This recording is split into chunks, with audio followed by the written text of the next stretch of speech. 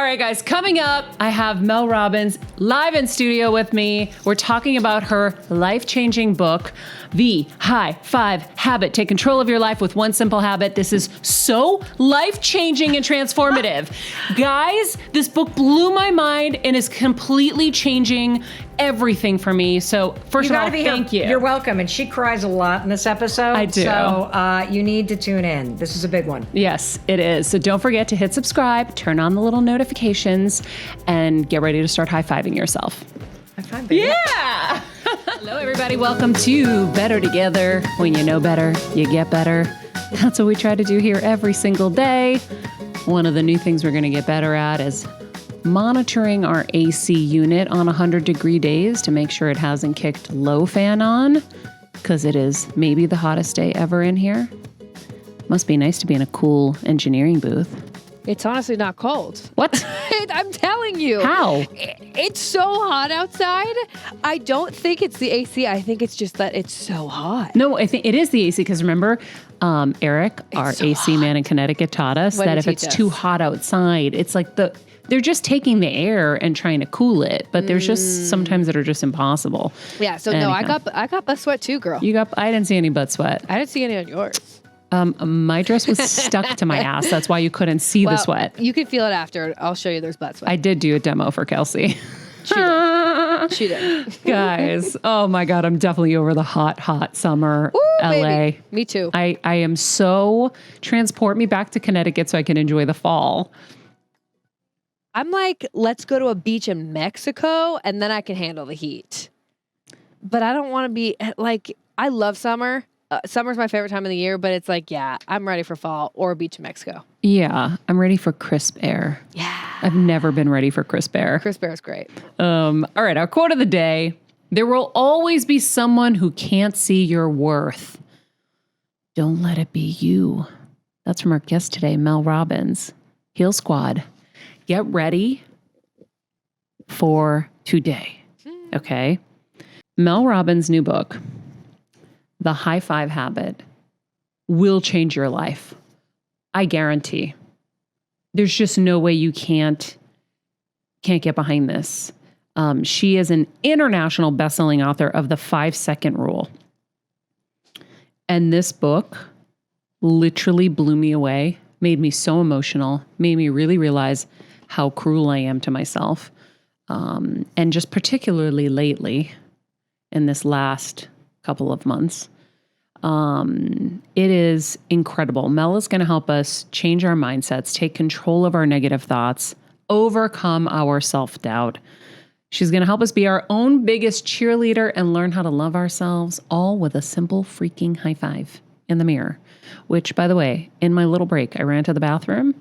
I did my first high five in the mirror and I was smiling really big. I love it. I felt like it stopped my realization when I did it this morning. I was like, you know, when you do your makeup, you're not really thinking, at least I'm not. I'm like, whatever. I did it and I was like, whoa, who's that human? Like it just like stopped me for a second. So that's how I felt. Yeah. I think that's kind of the point, is that we actually stop and see that there is a human on the other side. Right. Oh my God. I'm not even going to talk much more than this, because this interview is so packed with such incredible information. But I'm going to tell you right now, I will give you a moment of silence. And here's what the moment of silence is for. Go on Amazon right now and buy this book, literally right now, so you don't forget and you don't not have the time. So it's called The High Five Habit by Mel Robbins. Right now, here's your quick break. I'm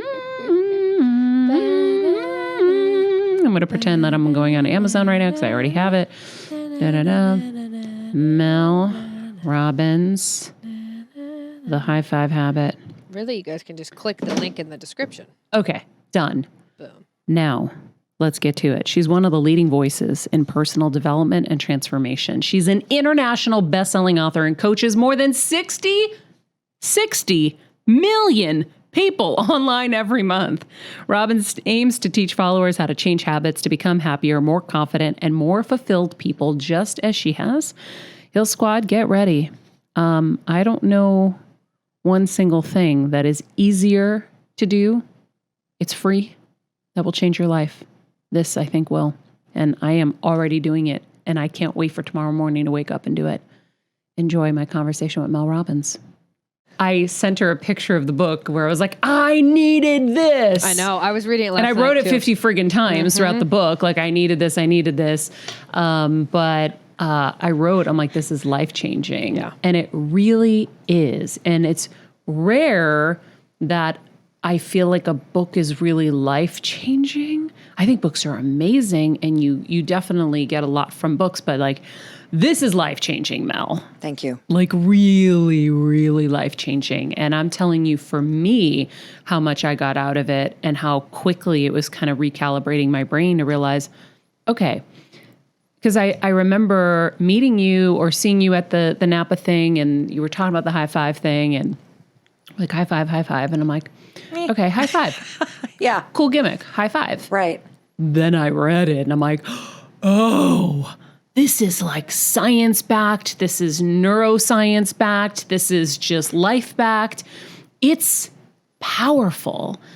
And it's just, I mean, I can't wait to get into like all the nitty-gritty. I mean, the whole book is like marked up. I see you dog-earing it. And wait till you hear me actually unpack it.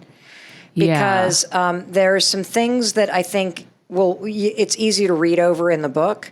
But when I unpack the story and I then explain the resistance and I explain why it feels weird for real, especially for women, it's a jaw dropper in terms of just how profoundly we have all been betraying ourselves, ignoring ourselves, giving up on ourselves. And so it's this kind of tiny little thing that then explodes into something really foundational.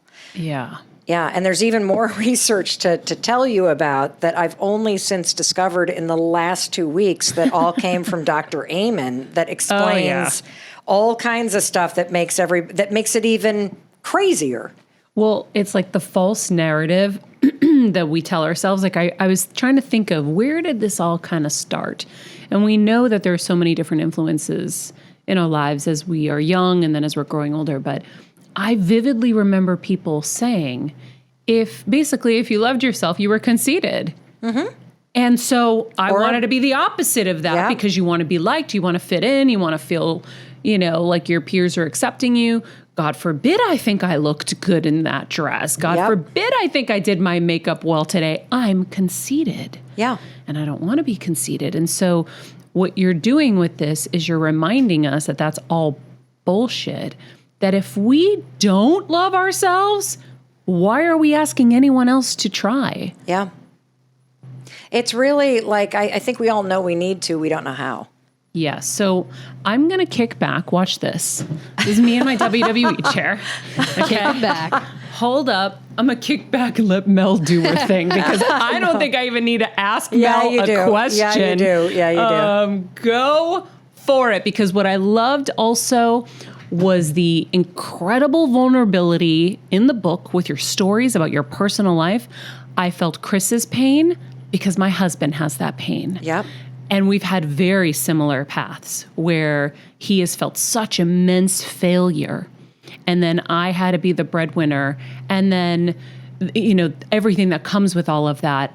But and there's so many dynamics at play. But anyhow, and I just felt the horrendous kind of abuse inside of my own head. Oh, that's the perfect word for it. You're right.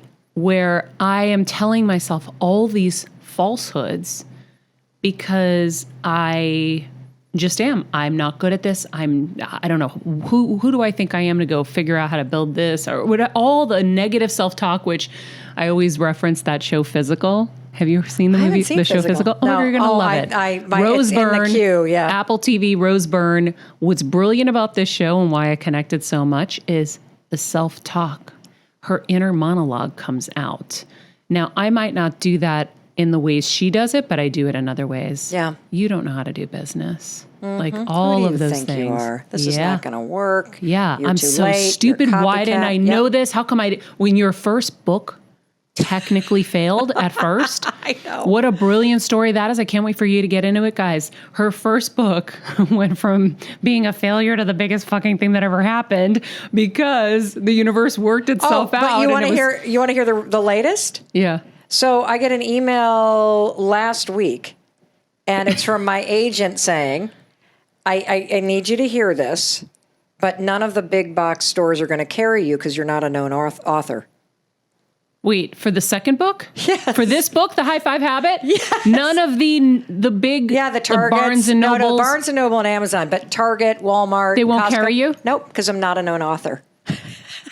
But your first book sold how many? 2 million copies. It's in 36 languages. I was self-published, though, so I guess it doesn't count. Guys, crazy. Her story is so crazy. It's so beautiful. It's so great that you shared all of those little painful details because it just shows us that we can get past it.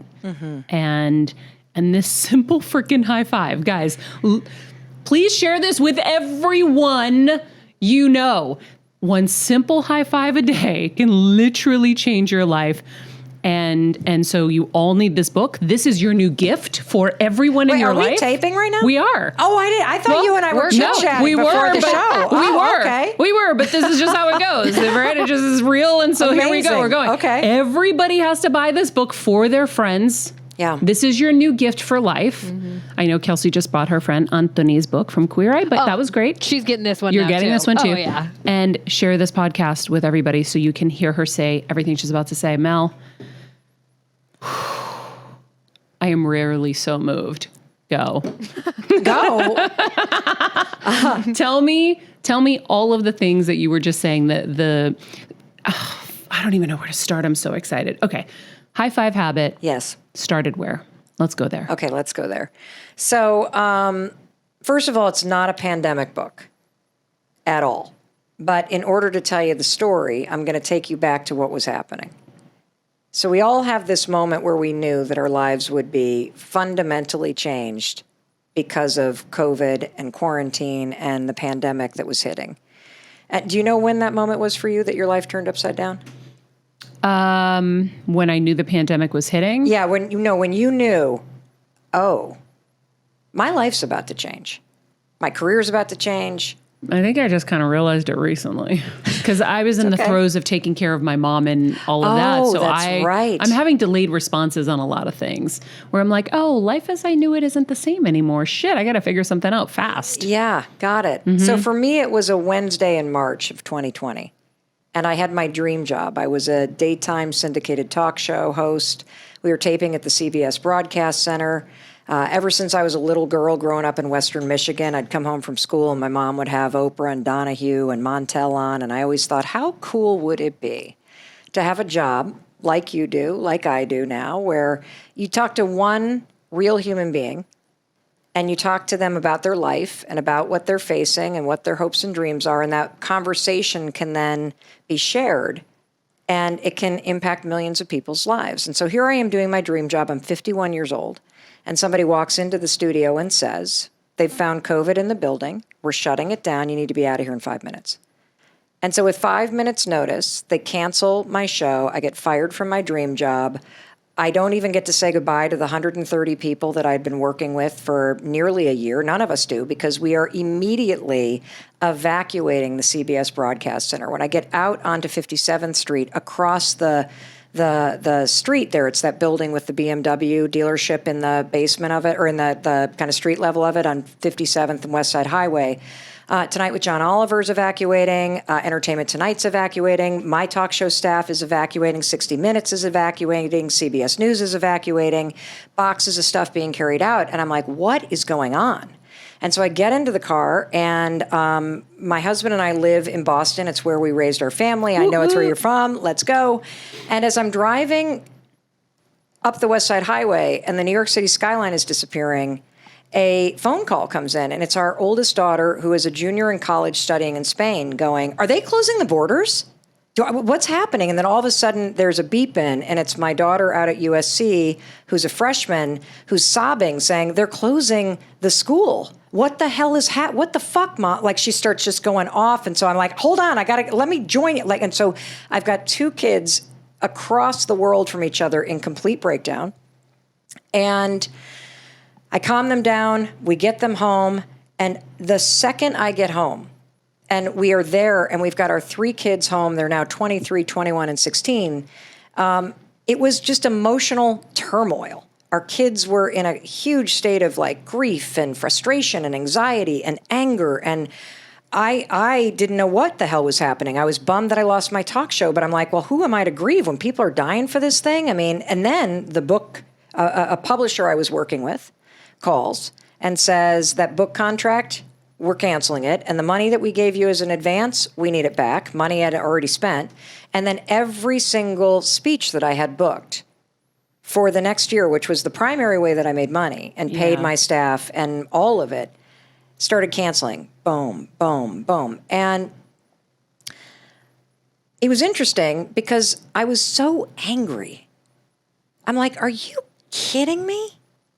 I have worked my tail off for the last 10 years. I'm 51. I have to fucking reinvent myself again? What? I couldn't believe that all of this work that I had put in over the last decade to change my life, to build something that I cared about, was now like evaporating. At least that's how it appeared. And the reason why it was so triggering is because just 12 years prior, in 2008, my husband and I were nearly $1 million in debt, and I was unemployed.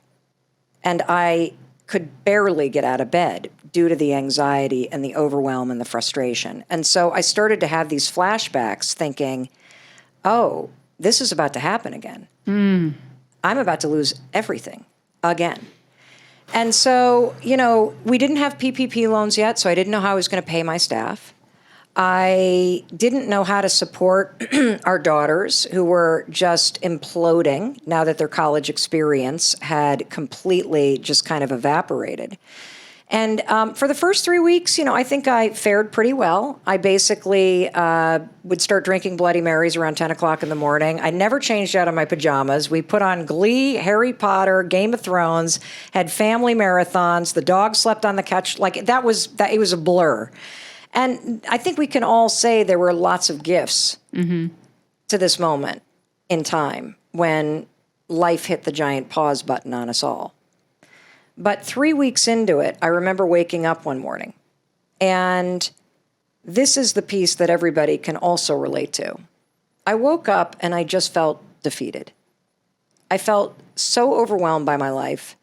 I felt like I just wasn't equipped to help my kids or my employees or myself. I was worried about my parents. I just felt beaten down and exhausted.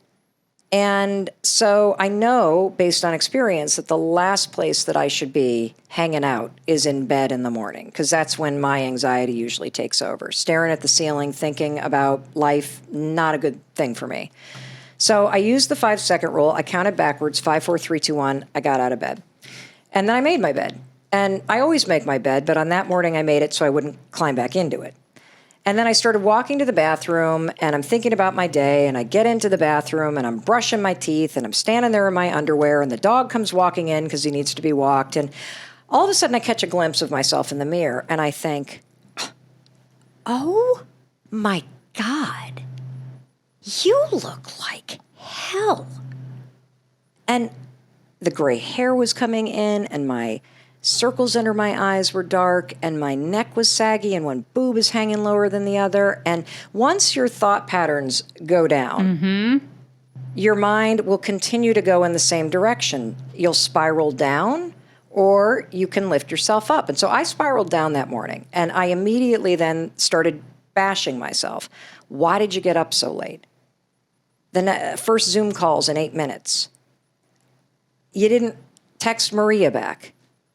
You know, you got all this stuff to do and you haven't done it. And the beatdown begins. And here's the interesting thing. If you had walked in the bathroom at that moment, I would have spun on a dime. I would have been like, Maria, this is not fair. this is so awful what's happening in your life right now. I'm so sorry this is happening to you. And here's what I want you to know. You're not going to go through this alone. And if anybody can face this, it is you. So you pick your chin up, you get your ass back out there, honey, and know that we are behind you. You can face this and you're going to be strong. Like I could have given it to you. Yeah.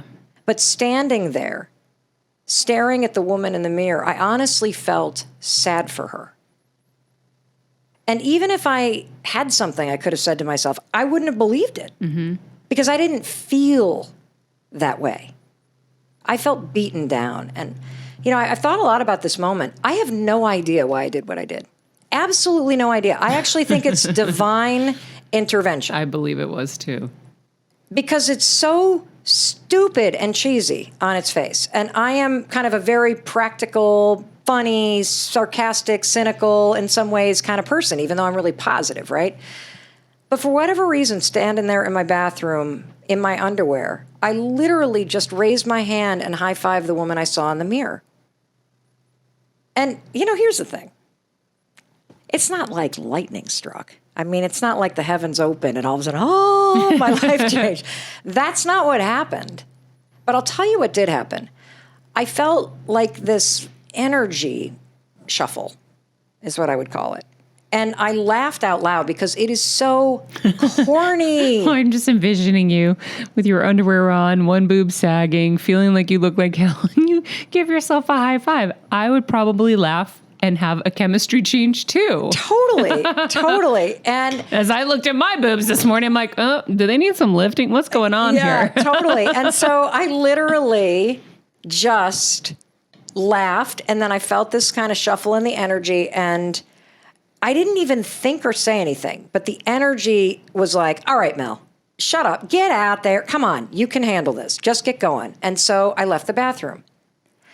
It was the second morning that my entire life changed.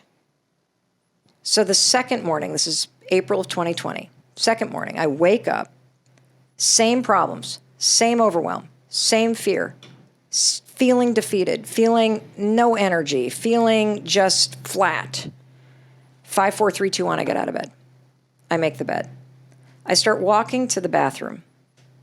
And all of a sudden, Maria, I realize I'm feeling something I have never felt in my entire adult life. And it's this. You know when you go to see a friend, to meet up with them, you know, at a cafe, somebody you just really like, what do you feel right before you're about to walk into the cafe? Like butterflies, like excited? Yeah. I felt that way about seeing myself.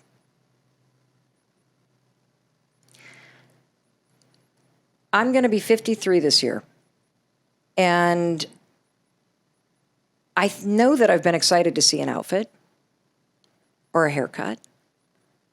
I don't ever remember feeling excited to see Mel Robbins, the human being. And so I round the corner and go to step into the bathroom. And kind of the profound nature of what's unfolding is hitting me. And as I'm standing there with my toothbrush, brushing my teeth, and the dog is again at my feet, I realize something I've never realized before. There are 2 people in the bathroom every morning with you. There's you, and there's a human being in the mirror. And that human being has been waiting for you to wake up and to realize that they're there and to see them and to know that, you know, they're trying and that they need your love, they need your support. Like it's literally your soul. Mm. And I had this really amazing moment where I saw myself and I put the toothbrush down and I realized that, you know, I have this habit, everybody does. You know, we talk a lot about morning routines and we talk about how you need to start your day and set it up in a way that's powerful because that's how it ends up. But I don't know of anybody that has talked about this awful habit that every human being has that is part of your morning routine. And that is a habit of standing before yourself with the human being in the mirror and either ignoring yourself or beating the hell out of yourself. And for women in particular, 91% of us don't like how we look. Half of us won't even look at ourselves in the mirror. It's this habit of self-rejection that is baked into your day that you're not even aware of. It's just so part of who you are. And so I had, interestingly, the day before, I'd been doing all this research because I was trying so hard to figure out, how can I show up? How can I show up for my team? How can I be a better leader? How can I pick people up? How can I make sure that they're not afraid, that they're inspired as we're going through this? How can I reassure the people that are counting on me? And I read this piece of research that was very recent. I believe it came from Harvard, that was about the fact that as a leader, if you stand in the morning and you think about who you want to be today, how are you going to show up at work? How are you going to show up? What happens by simply taking just a moment of reflection and intentionally thinking, how am I going to show up today? It actually changes your focus. It changes your level of productivity. It changes how you show up. It changes your ability to impact people. And I just looked at this the day before. And so standing there and realizing I have this human being staring at me in the mirror, I asked myself a question that I had never asked myself before. And it was this: how can I show up for her today? And I think I just thought about how I could be a little bit more optimistic, a little bit kinder, a little bit more patient. Like if I did that, if I could bring a little fun. Like that was it. And so I set this intention, and then I raised my hand and I went to high five myself again. And that changed everything.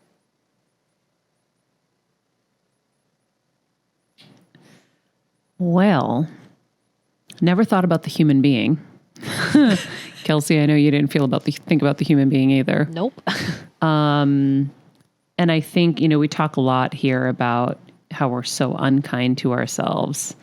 But I've done like the Dickens process with Tony Robbins, where you go back to like your earliest childhood memory and you think of what you would say to them. And I remember just bawling because I'm like, oh my God, why would I do anything other than squish her, love her, be so amazing to her, tell her everything's going to be okay? But then inside my own head, oh my God, the cruelty. Yeah. And I think I'm just starting to unpack it now because I haven't had time. I've been in a tornado of like the business and then my mom, and now everything's hitting. And I'm starting to see everything. And so we talk about this a lot here. But I never thought about it in that context of like, there's a human being in there. That's like a whole other way to look at it that I just think is super powerful. Yeah. And so what happened after that? So what happened after that is I just kind of started noticing. So then I incorporated it into my mornings. And, when you first start to do this, what I want you to do is I want you to stack it with brushing your teeth. Because you're already brushing your teeth. But there's science behind it, because I remember reading that. Yes. Yeah, there's science behind it because it's easier for your brain to learn a new habit if you stack it with something you're already doing. So, for example, if you would like to have the habit of meditating or journaling and you're an avid coffee drinker, put your journal next to the coffee machine. That way, when you go to the coffee machine, like you do every morning, your journal's right there. And now you're stacking a new habit with an old habit. And every morning, I'm hoping you actually brush the crap out of your mouth so you don't spread dragon breath on everybody all day. I also want you to brush the crap out of your mind, body and spirit, so that you don't drag that into your day. And so I kept doing it, and I kept noticing that I could enter the bathroom feeling excited to see myself. I still felt a sense of overwhelm. I still felt like the problems were really big. I still did not know how everything was going to turn out. But I would leave the bathroom after a simple high five, feeling like I could face it, feeling like I had my own back, feeling like I was being reminded in a small way that, I do have what it takes. Yes, I can face this. Yes, no matter what happens, I'm going to be okay because I'm going to come back here tomorrow morning and I'm going to brush it off and high five myself again, just like they do in sports. just like they do in sports. And so I practiced this for a couple weeks, and then one day I just snapped a photo and I put it on my Instagram story, and I did not expect what happened next. Again, I think this is like God, divine moment. Within an hour, 100 more people around the world had posted photos of themselves high-fiving themselves in the mirror. And the odd thing about it is I didn't even put any instructions on my post. I literally have bedhead a retainer in. Had I known this would be the photo, I might have picked a different day. That was the whole point of it, though. That's true. Isn't that just funny? Like, yeah. What you're trying to accomplish in the mirror in the morning. Oh my God, you're right. Is what the photo did, Mel. Yes, you're absolutely right. It's so perfect. So, and then the stories started coming in. I've been doing this thing. Holy cow. And the stories were unreal. A woman who had body dysmorphia for 20 years and has never looked at herself in a mirror in 20 years starts high-fiving first looking away. And within 5 days, she's able to not only see herself, but to smile because she's not looking at a body. She's looking at a human being who needs her. A woman in a domestic violence shelter who had just escaped a horribly abusive relationship.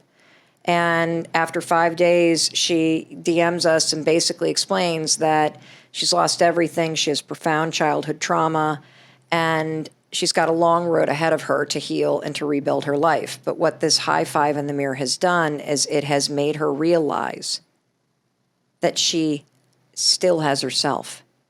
And if she has her own back, she can get herself through anything. And so these stories start to come in, and people start to talk about how much more energized they are. They start to talk about what it's like and how it's making a difference with depression. And so it's the stories from real people that moved me to go, okay, I got to just figure out what's going on. And so we started doing a tremendous amount of research. It turns out that there's a lot of research on high fives that is fascinating, mostly in the space around motivation. But what I learned in terms of the science around why this works is groundbreaking. And the most exciting thing about this habit, other than the fact that it's free, other than the fact that you don't even need to buy the book or read the book to actually be able to start doing it immediately, which I also love, and that it works for everybody that pushes through the weirdness and the resistance, which we're going to talk about in a minute. What I love is that the reason why it works, this is the beauty of it, Maria, all of the programming is already in you. So you're not actually trying to encode anything new into your brain. You are taking something that's already in your brain and aiming it at yourself. So we have, for our entire lives, received and given high fives. And when you give somebody a high five or somebody gives one to you, Maria, what does the high five, the gesture itself, communicate to you? It's when I'm giving it, it's like, great job. I'm with you. I support you. I love you. Like, just all of that. 1,000%. It's the Ted Lasso effect, right? Oh, it's like God, my favorite Ted thing of all time. Lasso. That's what this is, by the way. This is literally. It really is. Yes. Oh shit, that's exactly how I felt. So when I watched Ted Lasso season 1, Yeah. I was just so elated, and I just kept feeling like I need an IV drip of Ted Lasso, and we all need Ted Lasso clones in our life. Yeah. Season 2, not so much, but that's a whole other story. She hasn't gotten far enough now. Not I told her to keep deep watching. in enough to enjoy, because they strayed from the story and they went to the other characters. I'm a little upset, but that's how I felt when I was reading this. I felt like that hope and that excitement and just that pureness of like, oh, okay, life can actually change. We have the power within us. We really do. And something as simple as a high five, and like you talk about it being a transfer of energy, well, let's give it to ourselves. Yeah, I was talking to our friend Jay Shetty, and he actually said something really interesting. He said, actually what this is, Mel, and he said this is the same thing with the 5-second rule. He said, you've actually found a light switch inside of people. And it is as simple as turning on a light. That's how quickly and how powerful this thing is. And we want to think that because your problems feel big and overwhelming, the solution has to be big and overwhelming. It's actually the opposite. I think the bigger and more overwhelming and scary of the problems that you're facing, the smaller the solution is that turns everything around. And if you're in a super dark place, what you need to get rid of that is a little bit of light. And this high five habit, the raising of the hand, is so powerful. And I'm going to explain the science because it is really extraordinary when you understand what's actually happening in your mind, body, spirit, nervous system, physiology, all of it. When you do this simple gesture, you're flipping a switch in your nervous system. You're flipping a switch in your brain. You're flipping a switch in your neural pathways when you use this. And this is why it works. So a couple things to expect when you first do it, because, I want you to try it first thing in the morning. And there's a lot of research around this. First of all, I want you to remember to do it. I want you to stack it with your toothbrush. Exactly. Genius. You can also, if you're concerned about it, take lipstick and put a handprint on the thing, around your hand. You could take a Post-it note and put a little note up there to remind yourself. You're probably not going to need the reminder, but you could do something like that. Then I want you to stand with yourself. And I want you to see the human being. And for the vast majority of people, that alone is a very startling and profound and strange experience. To stand before yourself and go, there is a human being right there. And there's always been a human being right there. And I've either bullied, bashed, or ignored them. And then I want you to ask yourself that question that you've never asked yourself. How do I need to show up for them today? What do you need from me? Just think it. That's all you need to do. And then when you've got something in mind, and it could be, I got to be brave today. I got to be fun today. I got to bring the energy today. I got to just believe today. I got to be kind to you today because yesterday kicked your ass. I got to bring forgiveness for you today because you're trying really hard and life feels really hard right now.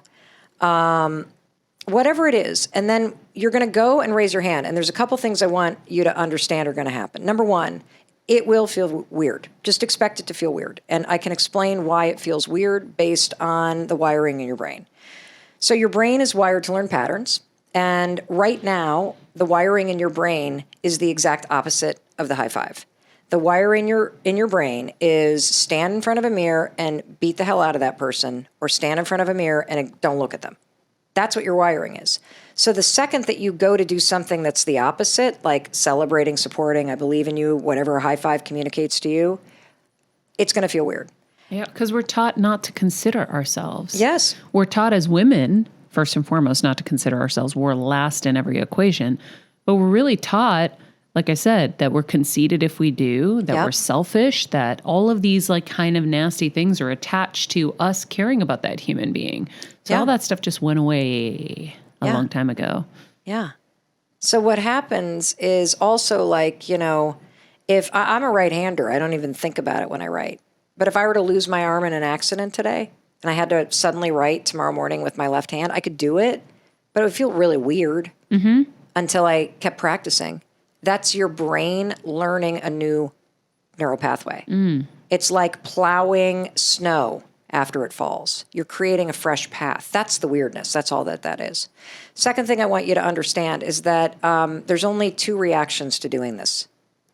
There's either a very positive one or there's a negative one where you resist it. And the majority of people have the negative one where they resist it. So let's talk about the positive one first, because there's a lot to unpack with the negative one. So the positive experience is you will either laugh because it feels remarkably cheesy to do this, or you will burst into tears. And the bursting into tears is a positive thing because you're releasing stored tension and energy and sadness. The tears are a sign that you recognize how long you've longed for this moment to come back home to yourself. It's like facing an estranged family member. Yeah. Right? Like somebody you love that you've just been away from for so long. Correct. Exactly. And so you're going to either laugh or you're going to cry. You'll get a surge. We're going to talk about kind of what happens as you're doing it in a minute. But first, let's talk about the resistance, because this piece is so sad. And there are kind of 4 reasons why this resistance comes up. And it's important to hear them all, because I think we all have a little bit of resistance to doing this, because You may fall into all 4 of these. You may have one of them. You're going to recognize that this is true for somebody that you love. But here's the resistance as you stand there with yourself. Every single morning, there are not only 2 people in the bathroom. There's you, there's a human being in the mirror, which in my opinion represents your soul and your spirit and your humanity. But you then drag your entire past into that bathroom with you. And it stands between you and that person. And if you've grown up and you've had things that have happened to you, which means it's happened to everybody, that stuff has happened in your past, whether you've been abused or traumatized or discriminated against or abandoned or neglected, or you've experienced heartache or anything that could possibly happen in the human experience. Too many of us drag that into the bathroom and we stack it as evidence between ourselves and our humanity and our spirit. And we say, oh, because of all this stuff, you're unworthy, you're unlovable, you're damaged, you're this. This is all evidence that I'm seeing a human being that does not deserve a high five because of those things. The second form of resistance is all the things that you've done that you regret. And if you're a human being, you got a lot of those.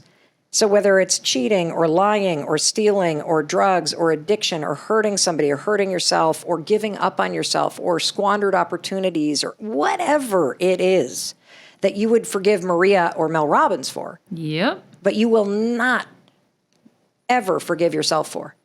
You drag that into the bathroom with you and you wear that regret and shame like a yoke. And you stand there and you stare at a human being who is just suffering and so in need of your forgiveness and your understanding and your compassion and your support in order to heal. And you withhold it by refusing to look at them and refusing to cheer them forward. Instead, you just pick them apart about all the things that have happened. This was my husband, by the way. So my husband went into the restaurant business with his best friend, and it was wonderful until it wasn't. And if you've ever been in the restaurant business, you know that only 1% of them make it beyond 4 years. Even so, they made it 7 years. They opened up multiple locations. But the restaurant business never, ever returned the profits they had hoped for their investors. And so after just really working as hard as they possibly could for 7 years, at the end of it, they sold it to another investor at a loss, and they did not return the profits that they had hoped for their investors. And we, as I mentioned, were nearly $1 million in debt. Lots of people lost money. Even so, it was really interesting to watch what happened because our best friend, my husband's business partner, could leave the business, and he was like, well, that's entrepreneurship. And by the way, I'm really proud of what we did. Like, we built an amazing brand. We were incredible to our employees. We had an incredible product. We worked day and night. I am proud of that. Did we return the profit? No, but I'm still proud of what we did. He could separate what happened from his identity. My husband, Chris, couldn't do that. For whatever reason, he could not do that. He, for literally, I'm trying to think of the math here. He, for literally the last 6 or 7 years, would step in front of that mirror, Maria, and would see a failure. And he would see a person he hated. And he would see somebody who did not deserve support or celebration. And it didn't matter. Actually, in many ways, it made it worse that I was so loving and positive. And am I always that way? No. Am I perfect? Absolutely not. But for the most part, I was still his biggest cheerleader.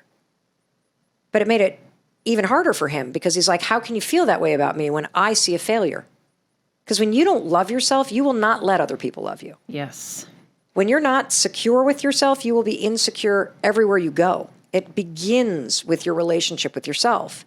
And so if there's something that you regret or will not forgive yourself for or blame yourself for, that is going to be the resistance that's between you and high-fiving yourself for where you are. And the block for where you want to go. 1,000%.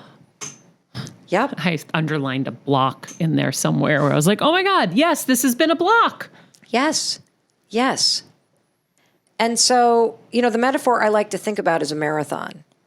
If you've run one or you've been a spectator, you've witnessed the extraordinary, energizing, profound scene of seeing all these runners run 26.2 miles and all these spectators, right, cheering them on. And, we don't stand at mile 7 at a marathon with our arms crossed and go, yeah, I'll wait till you finish. And even then, I'm not sure I'm clapping for you because you're not running very fast. You're like, that's not what we do. Yeah. And if you've ever run a road race or done a walkathon, you know the most exciting and exhilarating and amazing part of it is the fact that perfect strangers high-five you every step of the way. Mm-hmm. And it's those strangers that are cheering you on and encouraging you every step of the way, particularly when it's hard. That's what keeps you going. And so to your point about the block, if you've blocked yourself with regret or shame or some story about who you are because of what's happened to you or what you've done, that is the equivalent of standing at a marathon with your arms crossed and going, fuck off. I'm not cheering for you. Oh, I just want to cry. That's so powerful. It's so true, though. Yes. It's so true. We tell ourselves we don't deserve the very thing that removes the block. That's why you're stuck. Mm-hmm. And you're waiting for somebody else to come in and validate you or tell you it's okay. And you won't even accept it if they did. And it starts with you. And then there's a third thing. What's coming up for you? Oh, just the block. Because I've been trying to figure out what the block is, and now I understand it. Yeah. I have been beating myself up for so long about all the little things I've done wrong or I think I've done wrong, rather than looking at them like your husband's business partner, like, wait, I should be really proud of that, actually. That was amazing. Here are all the amazing things that came from it. Okay, so it didn't succeed like I wanted it to succeed. Still doesn't take away from all the other good. Of course. Right? Of course. But then from that on, I just beat myself up. Nope, I'm not good at business. Nope, I can't do this. Nope, I suck at that. Why didn't I learn this? Why can't I learn it fast enough? Like all of that internal dialogue that just leads to a block. Because my husband kept saying, you're blocked, you're blocked, you're blocked. And now I understand it because of your book. Thank you. You're welcome. Third thing. So the third thing, and this one's going to hit you because this is what you and I share. So the third block comes from exactly what you're talking about. From a very young age, we all got positive attention when we were achieving. Mm-hmm. And so as little kids in our little brains, we fused, I'm lovable when I'm winning. Yes. And what happens if you're an achiever and a doer like you and I are, and we like to build things and we like to do things and we like to be out there, like everybody's like this, is that the second that you're not achieving something, you immediately feel like you're not lovable or worthy. Mm-hmm. And it's why no matter how incredibly successful or how much you achieve, it never feels like enough. And it's because the thing that we're seeking through our achievement is actually just love and support and validation.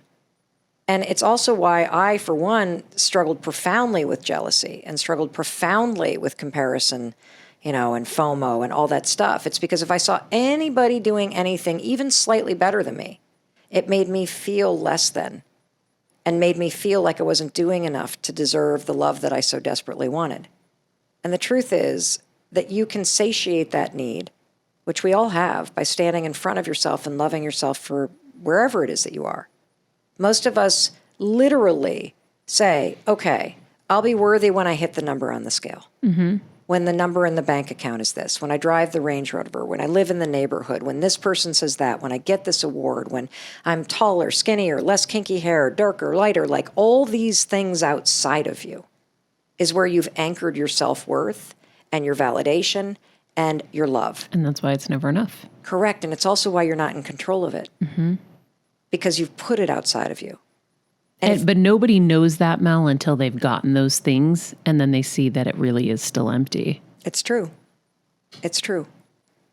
But the thing that's really cool, because, it's just a matter of scale. Most people will stand there and say, well, I haven't lost the weight, so there's no way I'm high-fiving that person. Besides, I ate the donut yesterday. I cheated on Whole30. I didn't do the 75 hard. Like, whatever it is you're beating yourself up for, we have a maniacal focus on what we didn't do. And one of the coolest things about practicing the high five habit is what starts to happen is you slowly start to realize how much you're actually doing. All the little things that you do all day long. Yep. You got out of bed, high five. You dragged yourself to the bathroom, high five. You made your bed, high five. You answered the email, high five. You got to the grocery store, high five. You fed the dog, high five. You smiled at a stranger, high five. You got through half of your to-do list, high five. You are still breathing, high five. Why do we have birthdays? What are we actually celebrating on a birthday? We're celebrating your life. Yeah. And the fact that you're still breathing. Yeah. Nobody thinks about it like that. No. That's why I like gratitude lists, and that's why I end my night with my grateful list, because it's so easy to focus on the negative. And then once you start thinking about everything you're grateful for, I remember big shit that I missed. Yeah. I'm like, oh my God, how could I possibly have forgotten that unbelievable moment or that unbelievable call or that unbelievable thing? What an asshole I am. I just focused on this one negative. Thank God I'm doing my grateful list. Yeah. But that's why, and it also is about building new patterns. Notice what happened. So even in the gratitude list, there's the bashing again. Mm-hmm. And so one of the interesting things about the high five habit is, again, back to like a morning routine and all these habits that make us better together, make us better individually. It's the habit of self-loathing. It's the habit of beating yourself up. It's the habit of focusing on the negative. It's the habit of ignoring yourself. It's the habit of looking outside yourself for validation that I want to break and replace with this habit of encouraging and loving yourself wherever you are, every step of the way. And gratitude's extraordinary, and all the research shows how profound of an impact it has on your life. But 9 times out of 10, if you look back at your gratitude list, it's all things outside of you. And meditation is another thing that is extraordinary benefits for you. And everybody should have a meditation practice because of the demonstrated impact that it has. But meditation is training you in self-awareness, and it's training you in not reacting to your thoughts. I want to go deeper, and I want you to evict the psycho bitch that is living in everybody's head, or jerk, whatever you want to call it. I want to go deeper and have you break the pattern of trashing yourself. I want to override the programming from your life, and I want you to have a brand new programming in your mind that is the opposite of what you currently do. And I will tell you sitting here, this is why, even after creating the 5-second rule, which has gone on to impact millions of people's lives, pediatricians use the 5-second rule to help kids with anxiety. That's Mel's first book for anybody who might not know, even though it's like a gajillion copies sold, but just in case. And it's being used by veterans organizations to help vets reprogram their responses to triggers. And we know of 111 people who have stopped themselves from attempting suicide by counting backwards, 5, 4, 3, 2, 1. Even knowing all of that, I know that the high five habit is even more profound and impactful. And I can say that because the 5, 4, 3, 2, 1 will interrupt old habits and push you to create new behaviors. It will push you through fear, push you through anxiety. It is remarkable what it can help you do. The high five habit changes who you are, and it changes how you treat yourself. And after a year of just practicing this simple gesture, and then we can get into the science of why it's actually working, the simple gesture, pushing through the resistance, pushing through the weirdness, pushing through it all, I don't even have to do it anymore. Like you said, and you're not the first person to say this, almost all of my friends and folks that have even only known me online have said when they've seen me recently, you look decades younger. Mm-hmm. And the reason why I do is because I have finally overridden the decades of programming that were about hating myself and criticizing myself. When I look in the mirror, I don't even need to high five myself because I don't see a body or a face. I see my soul.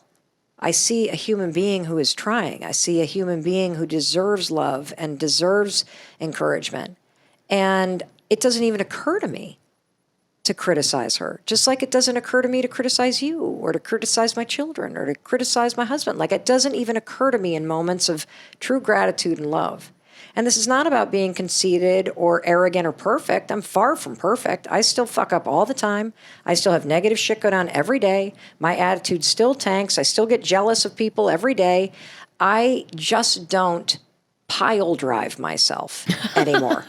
I love that. As I sit in my WWE chair, I love that because it's such a great way to put it. We pile drive ourselves. Yeah. But I didn't realize how much I was doing it. Yes.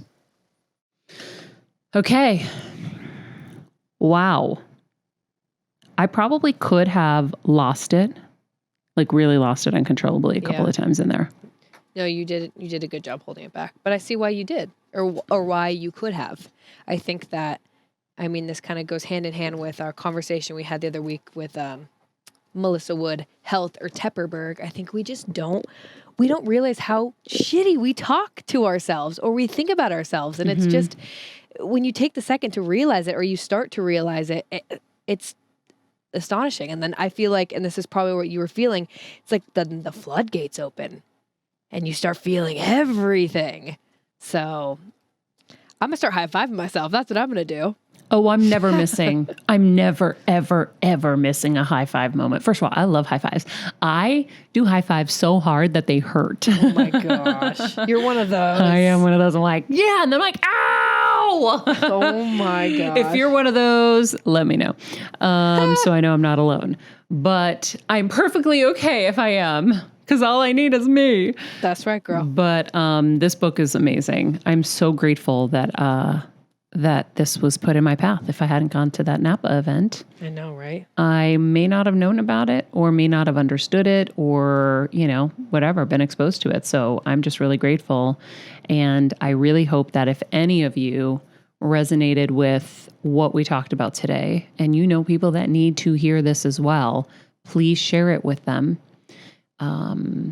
And keep spreading this message, because we all really need it. I know I needed it for sure. Too. So, you know somebody in your life that needs to high five themselves. So please share this show with them, get them the book, or send them the link to the book. Yeah. This is pretty incredible. So, that's my only thing today. I think, if you want more information, you can go to melrobbins.com. The book is out now. We are going to link to the 5-day free high five challenge in the summary of this, so that you guys can join that as well. In the meantime, this is just part 1. Tomorrow in part 2, we start talking about the science of why this works, and people pleasing and what that really means. And get ready, you're never going to want to people please again, and so much more. So in the meantime, love you guys. Be nice people, make good choices, be present, and high five yourself.